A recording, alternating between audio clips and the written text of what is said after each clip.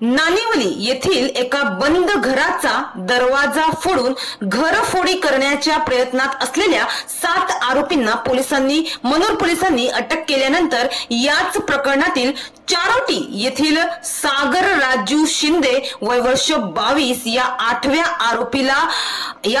आरोपीला देखील मनोर पोलिसांनी अटक केली आहे।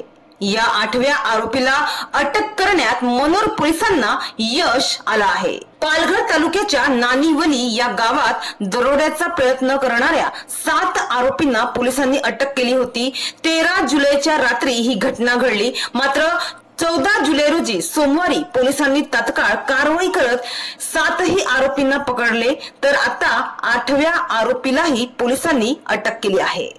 13 जुलै रोजी रात्री काय घडलं होतं त्यासाठी आपण पुन्हा एकदा मागे वळून पाहूया।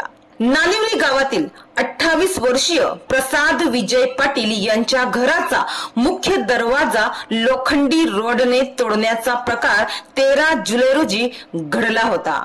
मात्र त्याच वेळी घर मालकाच्या म्हणजेच प्रसाद पाटील यांच्या सतर्कतेमुळे दरोडेखोरांचा दरोडा अयशस्वी झाला। 13 जुलै रोजी मध्यरात्री 2:40 सुमारास प्रसाद विजय पाटील यांच्या घरी चोरटे दरोडा टाकण्याच्या तयारीत आले होते। प्रसाद पाटील यांच्या घराचा दरवाजा लोखंडी रोडने तोडत असताना त्यांच्या हातात चिकटपट्टी रोल आणि बंदुकीसारखे दिसणारे लायटर होते।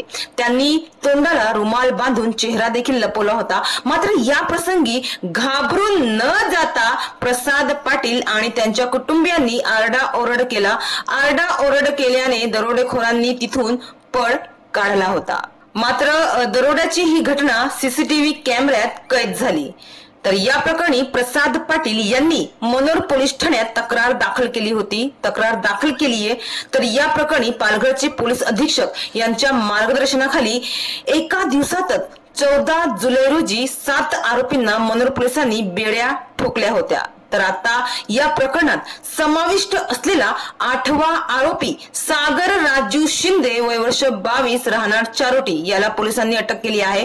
या आरोपीकडून गुन्हा करताना वापरलेली पल्सर MH48 म्हणजेच MH48 CF 7906 या क्रमांकाची मोटारसायकल पोलिसांनी जप्त केली आहे।